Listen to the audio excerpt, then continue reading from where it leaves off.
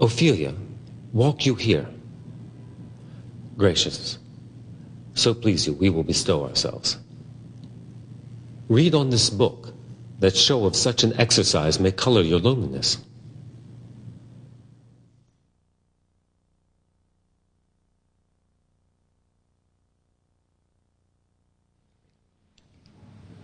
To be or not to be, that is the question.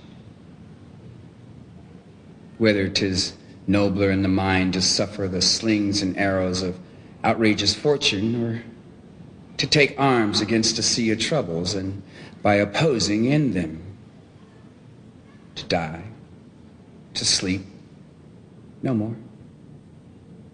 And by a sleep to say we end the heartache and the 1,000 natural shocks that flesh is heir to.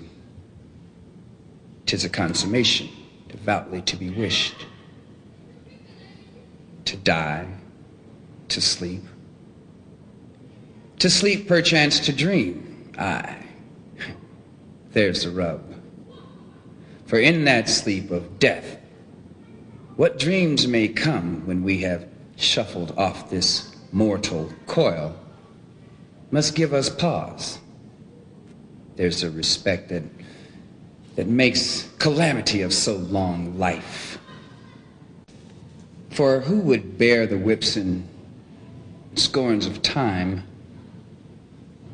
the oppressor's wrong, the proud man's contumely, the pangs of despised love, the law's delay, the insolence of office and the spurns that patient merit of the unworthy takes, when he himself might his quietus make with a bare bodkin?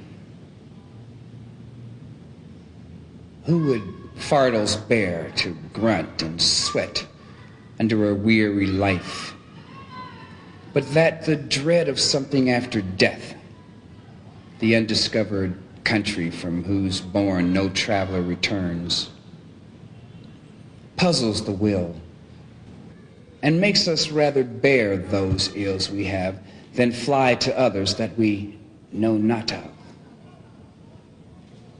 Thus, conscience does make cowards of us all, and thus the native hue of resolution is sicklied o'er with the pale cast of thought, and enterprises of great pith and moment with disregard their currents turn awry and lose the name of action. Soft you now, the fair Ophelia, nymph, in thy orisons be all my sins remembered. Good my lord, how does your honor for this many a day? I humbly thank thee. Well, well, well. My lord, I have remembrances of yours that I have longed to redeliver. I pray you now receive them. No, not I. I never gave you aught. My honored lord, you know right well you did. And with them words of so sweet breath composed as made the things more rich. Their perfume lost, take them again. For to the noble mind, rich gifts wax poor when givers prove unkind. There, my lord. Are you honest? My lord? Are you fair? What means your lordship? That if you be honest and fair, thy honesty should admit no discourse to thy beauty. Can beauty, my lord, have better commerce than with honesty? Aye, truly. For the power of beauty will sooner transform honesty from what it is to a bawd than on the force of honesty can translate beauty into his likeness. It is sometimes a paradox, but now the time gives it proof. I did love you once. Indeed, my lord, you made me believe it so. You should not have believed me. For virtue cannot so inoculate our old stock, but we shall relish of it. I loved you not. I was the more deceived. Get thee to a nunnery. Why should thou be a breeder of sinners? I am myself indifferent, honest. But I would accuse me of things such that it were better my mother had not borne me. I am very proud, revengeful, ambitious, with more offenses at my back than I have thoughts to put them in, imagination to give them shape, or time to act in them. What should such fellows as I do, crawling between earth and heaven? We are errant knaves.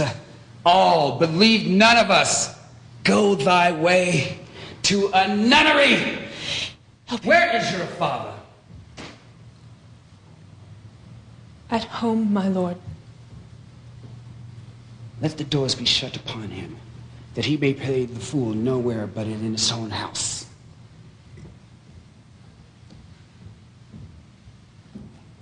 Help him, you sweet heavens. If thou dost marry, I'll give thee this plague for thy dowry. Be thou as chaste as ice, as pure as snow. Thou shalt not escape calumny. Get thee to a nunnery. Go, farewell! Or if thou wilt marry, marry a fool.